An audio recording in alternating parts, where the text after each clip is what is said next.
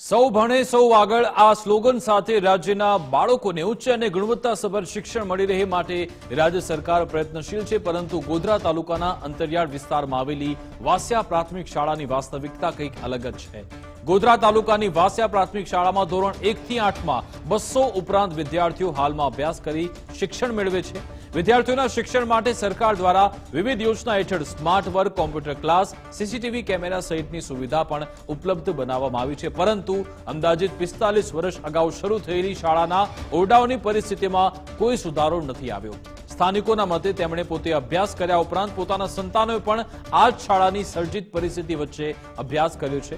સ્થાનિકો પોતાના ગામની શાળાને નવીન ઓરડા વહેલી તકે ફાળવે તેવી માંગ થઈ રહી છે। શાળામાં અભ્યાસ કરતા વિદ્યાર્થીઓ કહી રહ્યા છે, ચોમાસામાં પતરામાંથી પાણી ટપકતું હોય ત્યારે પોતાના દફતર અને પુસ્તકો પલળી જાય છે, સાથે પવનનો માહોલ હોય ત્યારે પતરા પણ પડી જવાનો એક ડર હોય છે।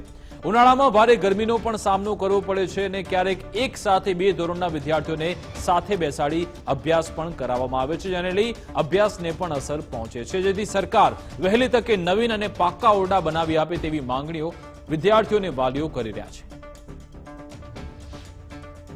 હું મારા રાજીવ ગાંધી ભવનની અંદર આ સ્કૂલના ક્લાસ બેસવા દઉં છું, એટલે ઉચ્ચ સ્તરે રજૂઆતો કરવા છતાં હજી તમારો સમય નથી પૂરો થયો અને તમારો નંબરમાં આવશે ત્યારે આવું અમને રિપ્લાય જવાબો મળતા હોય છે।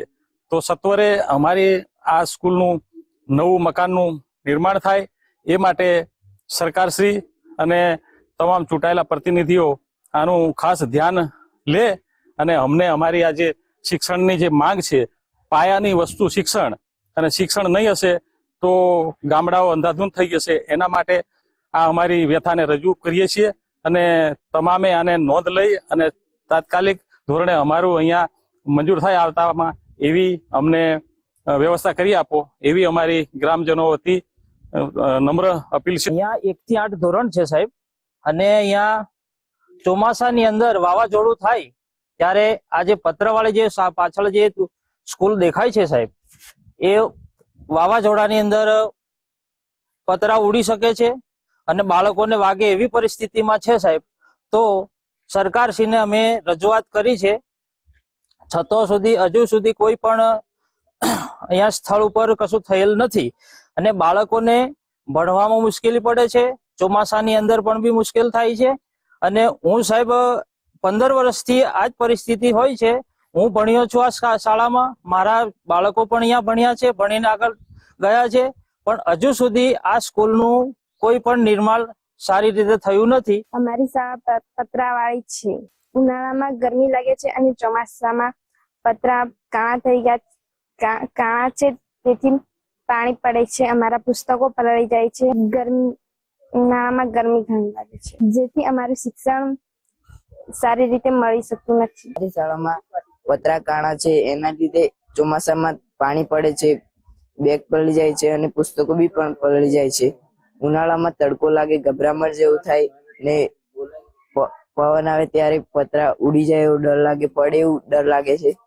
અને સરકારને મારી એવી માંગણી છે કે રૂમો સારી બને ને 2-2 માળની સારી રૂમો બને।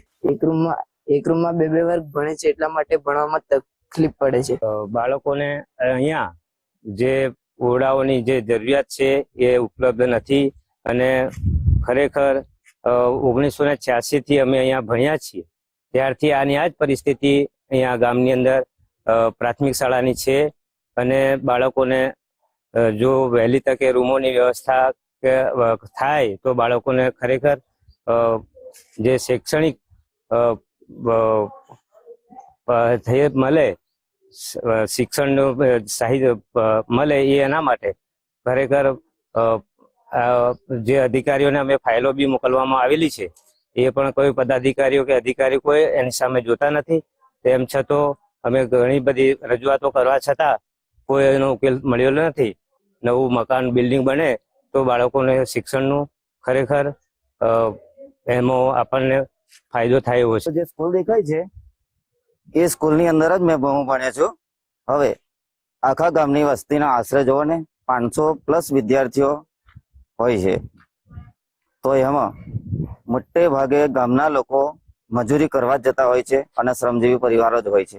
હવે એમના બાળકો બહાર ગોધરા જેવા સિટીમાં તો ભણવા જતા નથી, એટલે સરકારી સ્કૂલમાં જ દાખલ કરે છે. હવે સરકારી સ્કૂલમાં દાખલ કરવા માટે હોય તો ઓરડા તો છે નથી. હવે ઓરડાની સંખ્યા ખૂબ નહિવત છે, એટલે એક સ્કૂલની અંદર 2 વર્ગ જો બેસાડવામાં આવે તો એકબીજાને ભણાવવું હોય તો એકબીજાને ડિસ્ટર્બ થાય.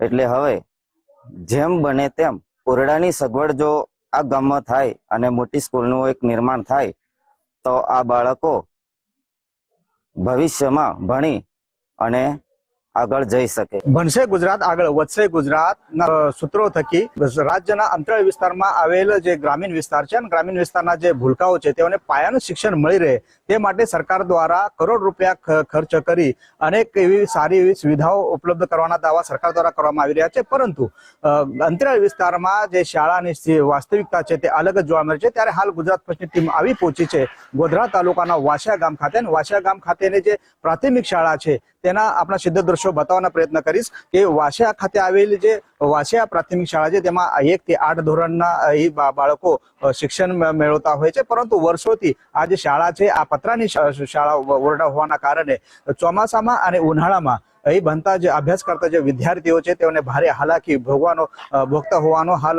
સ્થાનિકો વાલીઓ જણાવી રહ્યા છે. ચોમાસા દરમિયાન આ કાટ ખાયેલા જે પતરા છે તેમાં જે કાના પડે તેમાંથી પાણી રૂમમાં ઓરડામાં આવી જતા બાળકોનો જે દફતર છે તે પલળી જતો હોય છે અને ઉનાળામાં ગરમીના કારણે ગભરામણ થતો હોવાનું બી બાળકો જણાવી રહ્યા છે. ત્યારે સ્થાનિકો દ્વારા આ જે જર્જરિત ઓરડા છે તેને ડિસમેન્ટલ કરવા માટે અનેક વાર સંલગ્ન તંત્રને રજૂઆત કરી છે, પરંતુ સંલગ્ન તંત્ર દ્વારા અત્યાર સુધી આ જે જર્જરિત ઓરડા છે તેને ખાલી 2 ઓરડા બંધ કરી દેવાની સૂચનાઓ લખવામાં આવી છે અને એક જે ગાંધી ભવન છે તેમાં 3જું અને 4થું જે ધોરણ છે તે એક જ રૂમમાં બેસાડી બાળકોને ભણવામાં આવી રહ્યા છે. ત્યારે સ્થાનિકો દ્વારા આ જે જર્જરિત ઓરડા છે તેઓને ડિસમેન્ટલ કરી નવા ઓરડા નિર્માણ કરવા માટે અનેક વાર રજૂઆતો કરી છે, પરંતુ સ્થાનિક જે સંલગ્ન તંત્ર છે તેઓ દ્વારા અત્યાર સુધી કોઈ પણ પ્રકારની કામગીરી કે કાર્યવાહી કરવામાં નહીં આવતા હાલ સ્થાનિકોમાં રોષ જોવા મળ્યો છે અને સ્થાનિકો દ્વારા વહેલી તકે આ જે જર્જરિત ઓરડા છે તેઓને ડિસમેન્ટલ કરી નવા ઓરડા બનાવવામાં આવે તેવી માંગ ઉઠી છે. Namdev Patil, Gujarat first news, Godhra, Panchmahal.